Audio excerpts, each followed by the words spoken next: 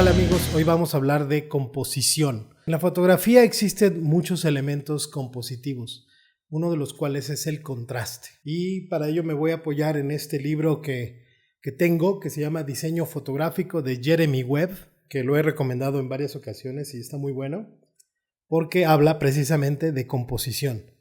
Aquí nos habla de la línea, la forma, el color, el contraste, la repetición, el orden, el balance, muchas cosas, la distribución de los elementos en el espacio, en el cuadro. Si pueden, adquiéranlo, está muy bueno. Y de todos modos vamos a hablar el día de hoy del contraste, que es uno de los elementos compositivos más importantes. Cuando en fotografía hablamos de contraste, muchas veces lo primero que viene a nuestra mente es una fotografía en blanco y negro, porque es muy común referirse al contraste como la diferencia de tonos entre los valores de la escala de gris en una fotografía. Y esto es cierto, por supuesto. Sin embargo, el contraste es un concepto mucho más amplio. En términos simples, diremos que contraste es la diferencia entre una cosa y otra. Y esta diferencia se puede establecer en varios parámetros, que puede ser los tonos, como ya dijimos, luces, sombras, la luminosidad es un elemento de contraste, pero también lo puede ser el color, la forma, cualquier propiedad o característica de los objetos, el tamaño, la textura. Pero bueno, empecemos con el primero, contraste tonal. Veamos la imagen que tenemos en pantalla, que es una imagen en blanco y negro y que va acompañada de un histograma. El contraste tonal se refiere entonces a la diferencia o a los grados de separación de las altas luces de la fotografía que se encuentran al lado derecho del histograma con las sombras profundas o los valores oscuros o negros que se encuentran del lado izquierdo del histograma. De tal manera que en una fotografía de alto contraste vamos a tener una gran cantidad de píxeles oscuros, es decir, de valores de sombras en la fotografía y un alto valor también, una gran cantidad de píxeles en las zonas claras. Va a tener una forma de U, el histograma, alto de un lado y alto del otro, sacrificando los valores medios o de la escala de grises que están en la parte central del histograma. Por eso es que tiene esta forma de U. Eso sería una fotografía de alto contraste. Y por el contrario, una foto de contraste bajo o contraste medio va a tener mayor cantidad de tonos grises en los que están en la zona central del histograma, careciendo de esa gran cantidad de sombras y gran cantidad de luces, es decir, va a tener diferencias sutiles entre la escala de grises. Los fotógrafos hacen mucho esto para no perder detalle, buscando que haya detalle en todas las zonas, es decir, un histograma más equilibrado. Y obviamente tú puedes hacer uso de una u otra a tu gusto, ¿no? Digamos que una fotografía de alto contraste crea más impacto que una de poco contraste, pero no quiere decir que las imágenes de bajo contraste sean malas. Y hablemos ahora del color, que es un elemento también que se puede utilizar mucho el contraste, sobre todo basándonos en los parámetros como saturación, intensidad, ubicación en el círculo cromático. Hay un círculo cromático donde los colores tienen opuestos. Por ejemplo, el azul y su opuesto es el amarillo o el naranja. Estas diferencias de colores, los dos son colores muy, muy intensos, ¿no? Y provocan una tensión en el ojo. Cuando estás viendo una imagen que tiene gran cantidad de azul y gran cantidad de amarillo, gran cantidad de naranja, pues esto crea una tensión en el ojo, como son diametralmente opuestos en el círculo cromático, pues esto crea un contraste que es muy llamativo a la vista. Si vemos, por ejemplo, los uniformes de los equipos deportivos, generalmente emplean este tipo de contraste de color para ser más llamativos. Un contraste moderado se crearía utilizando colores que son vecinos en el círculo cromático, que son cercanos. Es decir, que si tú combinas colores que están próximos en el círculo cromático, no hay tanto contraste y se producen combinaciones de colores que no son tan estridentes como las anteriores, pero son igualmente interesantes. No tienen tanto contraste. Y si a eso le añades que los colores tengan menor saturación, es decir, sean más apastelados, que tengan más contenido de gris o más contenido de blanco, lo que los hace menos saturados o menos intensos, las combinaciones se van haciendo menos contrastantes, que también puede ser usado como recurso, por supuesto, como recurso compositivo. Por supuesto, la temperatura de color, en el caso de la iluminación, que ya le dedicamos un blog completito a la temperatura de color y al balance de blancos, también es un elemento de contraste. Pensemos en una fotografía, digamos, nocturna, digamos de las 7 de la tarde, 8 de la noche, que acaba de caer la noche y el cielo se ve en tonos fríos, pero se ve una persona haciendo una fogata. Y la fogata obviamente tiene un balance de blancos o una temperatura de color muy cálida, mientras que la noche, la temperatura de color de la luz nocturna, pues es sumamente fría, en azules, en tonos fríos. Y eso crea un contraste tonal que atrapa mucho la mirada. Son fotos muy llamativas, muy atractivas, y los atardeceres o amaneceres también lo son. Cuando se juntan estas cualidades, ¿no? De que hay dos balances de blanco diferentes o dos temperaturas de color diferentes en la imagen. Es muy interesante y está empleando también un contraste. Contraste de formas, de las formas de los objetos, de los elementos en una fotografía. Imagínate, por ejemplo, aquí hay un ejemplo muy sencillo que expone Jeremy Webb en su libro. Visualicemos una toronja, una fruta, es una toronja, que la partimos por la mitad y la colocamos sobre un plato y le tomamos una foto desde arriba. Y todos nosotros podemos imaginar esta fotografía. Y le ponemos un plato blanco y las toronjas ahí. Esta fotografía pues tiene un cierto grado de contraste porque el plato es blanco y la toronja pues tiene sus colores, puede ser muy rosada o muy roja por adentro, tiene esas tonalidades. Pero ¿qué pasa si en vez de colocarla en un plato redondo, la colocamos en un plato cuadrado? Un plato muy padre que sea cuadrado.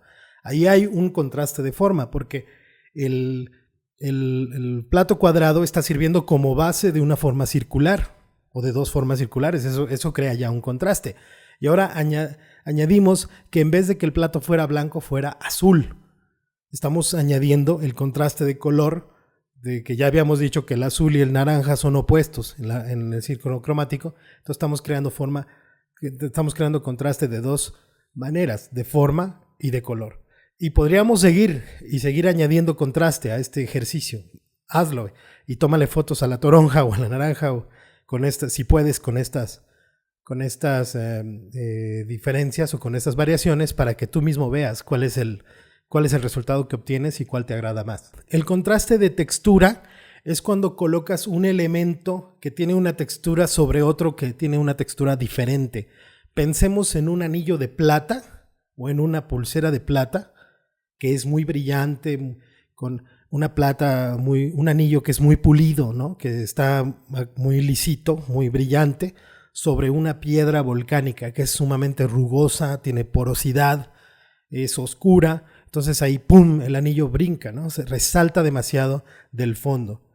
Y resalta mucho más que si lo ponemos en un fondo blanco, porque son más similares. Claro, no quiere decir que las fotos de cosas como de plata no se puedan hacer en fondo blanco, por supuesto que sí, pero si quieres lograr un contraste mayor, pues tienes que utilizar una textura totalmente diferente. O un cuerpo desnudo sobre un tronco. Y el tronco, pues ya sabe, ¿no? Todo rugoso, toda la corteza muy oscura, muy rugosa, y el cuerpo pues está ahí más lisito, ¿no? La complejidad de los objetos también es un elemento de contraste.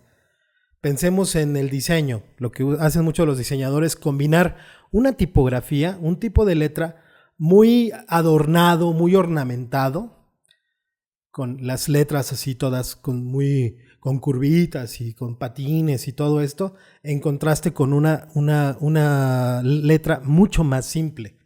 No sería bueno, no es recomendable para nada, combinar el título de algo con letra muy ornamentada y abajo una letra igualmente muy compleja, muy ornamentada, pues esto sería difícil de leer.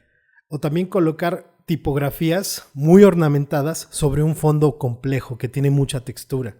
Eso dificultaría por completo la lectura de este anuncio, flyer o lo que sea, ¿no? Entonces ellos contrastan. Si el fondo va a ser complejo, las letras deben ser simples y viceversa. O si vas a usar una letra muy compleja, lo complementa con una más simple. Entonces en la fotografía sería lo mismo. Un sujeto que es muy complejo de formas, tiene demasiados detalles, contrastaría con un fondo más simple y viceversa. El enfoque es otro elemento en el cual se puede aplicar el contraste.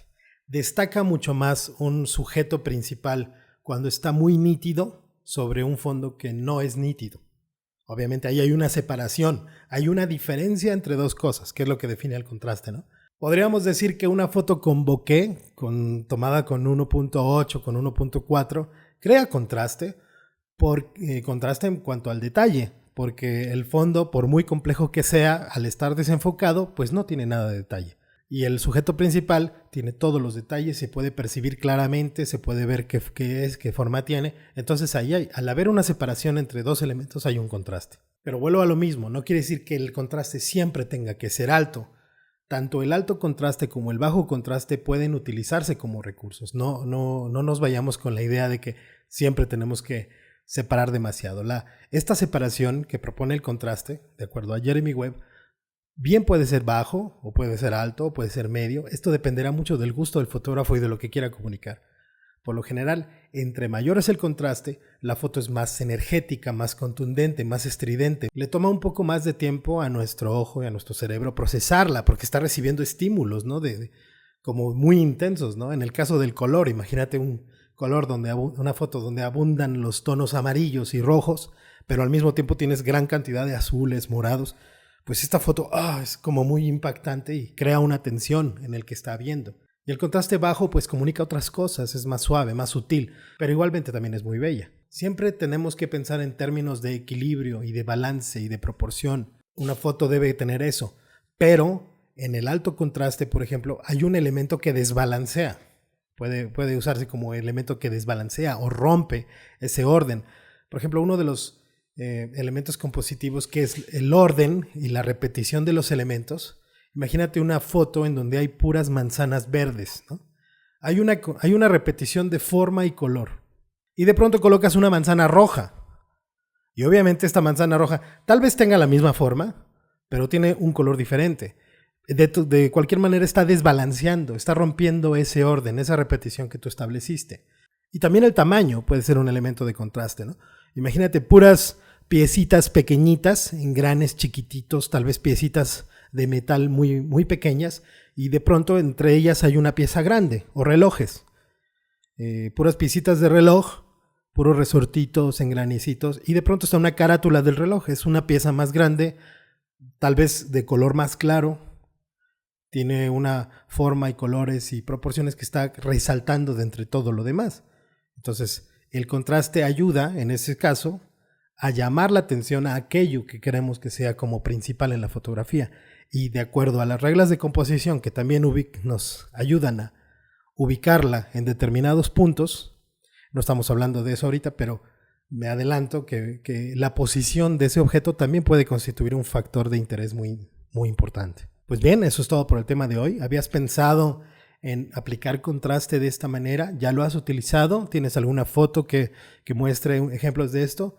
Te invito a que me la compartas aquí en el cajón de comentarios, una liga o algo para que la podamos ver. Y si no lo has hecho, pues adelante, ¿no? Aplica estos contrastes de forma, de color, de temperatura, de tonales, de tamaño, de todo, para ver qué resultados te da, y es muy interesante. Y si quieres profundizar en estos conceptos de la composición, te recomiendo encarecidamente que compres este libro de Jeremy Webb llamado Diseño Fotográfico. Yo lo conseguí impreso, me costó $600, que es alrededor de $30, más o menos.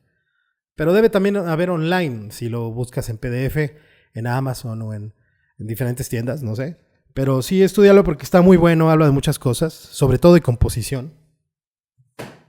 Y bueno, espero que este tema te haya gustado. No se olviden que tenemos el curso online de dirección de poses para modelos y retrato. Cómo posar a las personas que no son modelos, de diferentes cuerpos, diferentes tipos de cara. Cómo posarlas, que sirve para los que hacen quinceañeras, bodas, retrato, books, fotografía de personas, ¿no? Y también para fotografía de modelos. También te sirve, por supuesto. Y son 7 módulos, 7 horas de video descargables. Lo puedes adquirir en todas partes del mundo. Aquí viene la información en mi página. Ahí también estoy organizando en mi página para que vean todos los cursos que hay en Reynosa, Tamaulipas, en Oaxaca, en Chiapas. Vamos a estar en varios lados para que lo vean. Y aquí en la Ciudad de México vamos a tener el taller 19 de marzo, el taller Gothic Horror, que es iluminación tenebrosa para personajes tipo creepy, de terror, ¿no? Esto es una de las especialidades de nosotros, de Altrimago, y si quieres tomarlo, ese solo está disponible presencial para la Ciudad de México, pero también lo vamos a grabar y lo vamos a convertir en formato de curso online. Bueno, pues eso es todo por el día de hoy. Espero que les haya gustado. Nos vemos la próxima semana. Bye.